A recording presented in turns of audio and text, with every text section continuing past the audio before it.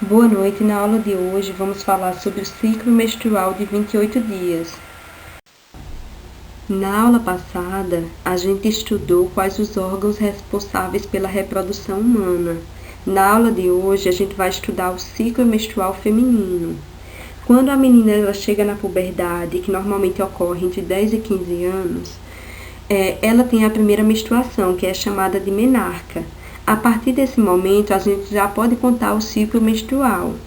O ciclo menstrual ele é contado a partir do primeiro dia da menstruação até o primeiro dia da menstruação seguinte.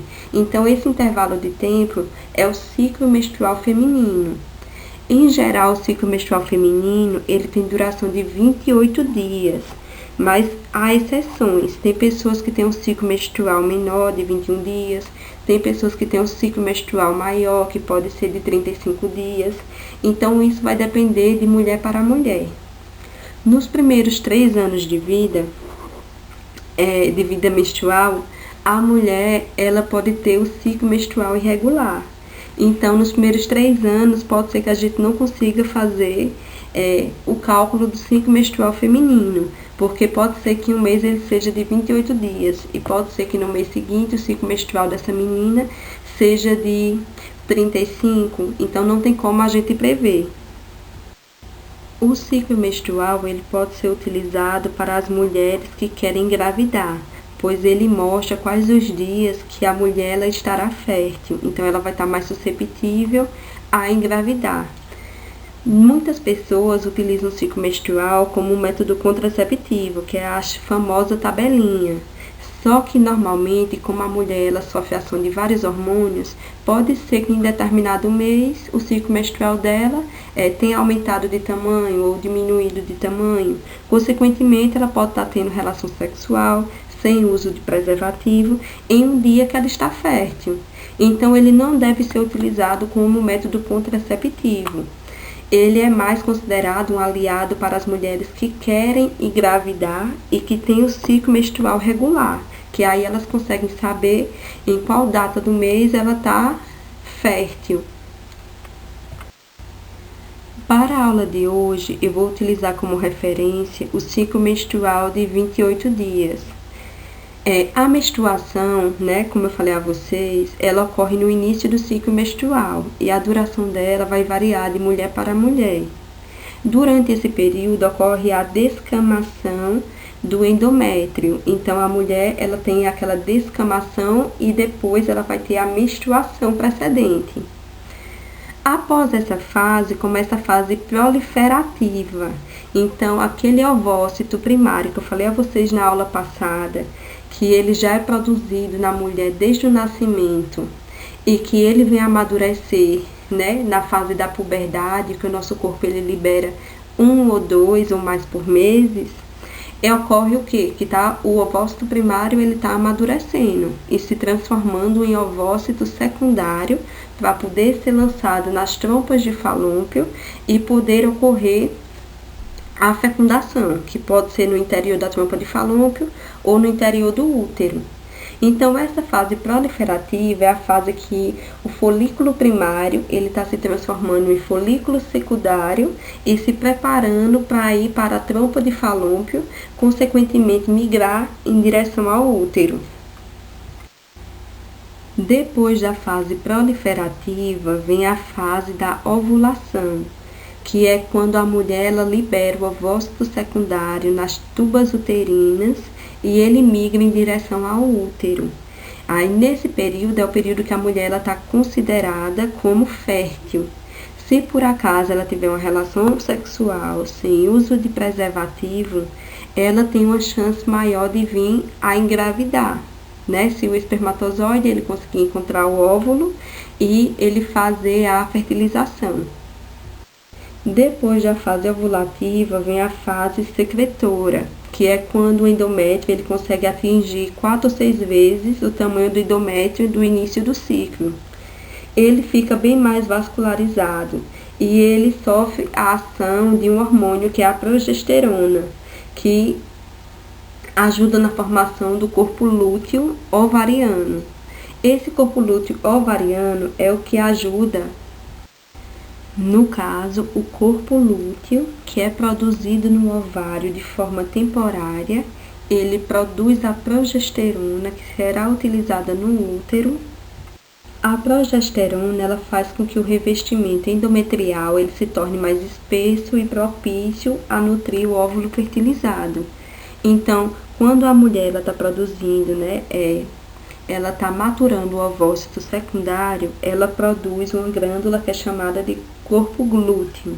Esse corpo lúteo ele produz a progesterona que irá agir no útero. Ela irá formar aquela camada endometrial que é mais vascularizada e mais espessa, que é capaz de nutrir o óvulo fertilizado. Em geral, essa fase secretora, ela dura em torno de 3 a 7 dias e termina com a perda de sangue, que é a menstruação, onde terá início um novo ciclo menstrual. Agora eu ensinarei para vocês como identificar o provável dia da ovulação e o provável período fértil. Para conseguir calcular, a gente precisa de duas informações. A primeira é qual a data do primeiro dia da última menstruação e a segunda informação é se o período menstrual dessa mulher ele é regular de 28 dias. Se por acaso ele for irregular ou superior ou inferior a 28 dias, esse cálculo ele não dará certo. Para conseguir exemplificar para vocês o período fértil, eu trouxe o exemplo de Dona Maria, que é a nossa paciente fictícia. Dona Maria, ela foi no PSF e ela queria saber o seu provável dia fértil, pois ela está querendo engravidar. Ela disse que a data do primeiro dia da última menstruação ele foi dia 16/6 e que o ciclo menstrual dela é regular de 28 dias. Sabendo essas duas informações, a gente pode calcular tanto o provável dia da ovulação como o período fértil. Para calcular o provável dia da ovulação, a gente vai contar 14 dias a partir do primeiro dia da menstruação. Então, se o primeiro dia da menstruação dela foi dia 16, a gente vai contar 16, 17, 18, 19, 20, 21, 22, 23, 24, 25, 26, 27, 28 e 29. Então, contamos 14 dias, dia 29 de junho vai ser o dia provável da ovulação. Então, é nesse dia que provavelmente o corpo vai estar liberando o ovócito secundário em direção às tubas uterinas. Esse ovócito secundário, se por acaso ele for fecundado, dará origem ao embrião. Lembrando que esse ovócito secundário ele só sobrevive por um período de 24 horas.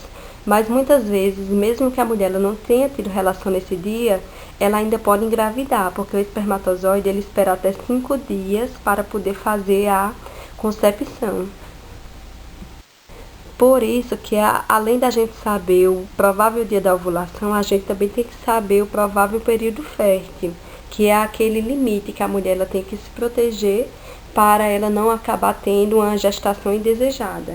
Ou então é o período que a gente incentiva que ela mantenha a relação sexual, se por acaso ela estiver tentando engravidar.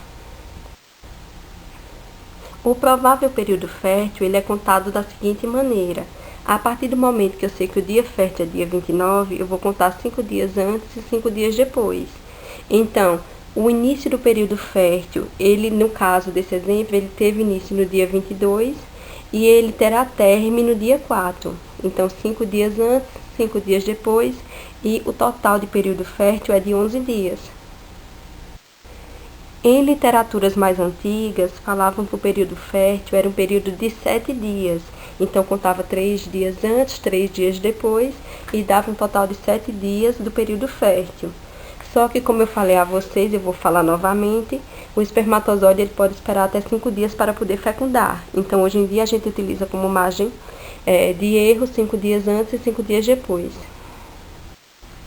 Lembrando que a tabelinha ela só deve ser utilizada por pessoas que querem engravidar, porque normalmente ela não é um método contraceptivo seguro, porque a mulher ela sofre ação de vários hormônios, o que pode fazer com que o período fértil dela, em algum momento, ele se torne irregular. Então a gente não tem como garantir que ela não vai engravidar se ela não mantiver relação sexual durante esse período. Vamos falar agora sobre os hormônios sexuais femininos. Os hormônios, eles são substâncias que carregam mensagem de um órgão para o outro, ou para os tecidos do organismo. Os hormônios sexuais, eles atuam para permitir o funcionamento adequado do ciclo reprodutivo. Os hormônios sexuais são o hormônio folículo estimulante, o luteinizante, o estrógeno, a progesterona e a gonadotropina coriônica humana. O estrógeno ele é considerado o principal hormônio sexual feminino, porque além de participar da ovulação e da concepção e gestação, ele também é responsável pela manutenção da integridade óssea e pela regulação dos níveis de colesterol. O estrógeno também participa na formação das características femininas da mulher, que, conforme eu falei a vocês na aula passada, ele é responsável pela fala feminina, pelos seios avantajados, pela textura da pele, pelos pelos na região pubiana. Então, ele é um hormônio que atua em várias partes do nosso organismo. O estrógeno ele é produzido no ovário e ele vai agir no ovário, no útero e em outros tecidos e órgãos. Ele estimula a maturação do folículo ovariano e ele também estimula a fase proliferativa do desenvolvimento endometrial. A progesterona ela atua conjuntamente com o estrógeno, preparando o organismo feminino para a concepção e a gravidez. Além disso, participa da regulação do ciclo menstrual. A progesterona ela é produzida no ovário e ela vai atuar no útero, e ela estimula a fase secretora do desenvolvimento endometrial. O hormônio FSH, que é o folículo estimulante, ele é produzido pela hipófise, que é uma glândula localizada na base do cérebro, e esse hormônio ele estimula as células da granulosa do folículo ovariano, que por sua vez produzem o estrógeno. Então, de forma direta, o FSH ele é responsável pela produção do estrógeno pelas células foliculares do ovário. O hormônio luteinizante ele é produzido pela adenohipófise e vai atuar no ovário. Ele determina a ovulação e estimula o corpo lúteo a secretar progesterona. Conforme eu já falei a vocês anteriormente, o corpo lúteo ele é uma glândula endógena que é responsável por produzir a progesterona, que vai atuar no desenvolvimento endometrial. O corpo lúteo, em geral, ele tem um tempo de vida curta, mas normalmente isso se modifica durante a gestação, que a mulher ela produz um hormônio que é chamado de gonadotropina coriônica humana, que é o famoso HCG, que eles são produzidos nas células trofobásticas do embrião. Então, esse hormônio ele faz com que o corpo lúteo ele se mantenha durante todo o período gestacional para que a progesterona ela continue a ser produzida. Com essas informações, dá para perceber a dependência que cada hormônio tem dos demais hormônios. Então, para a gente ter uma produção de estrógeno, a gente necessita ter uma boa produção de hormônio folículo estimulante. Para a gente ter uma boa produção de progesterona, a gente precisa do hormônio luteinizante, pois é ele que estimula o corpo lúteo a produzir a progesterona. Então, a partir do momento que você tiver algum problema de secreção hormonal, vai influenciar em todos os demais hormônios que você tem naquele sistema corporal.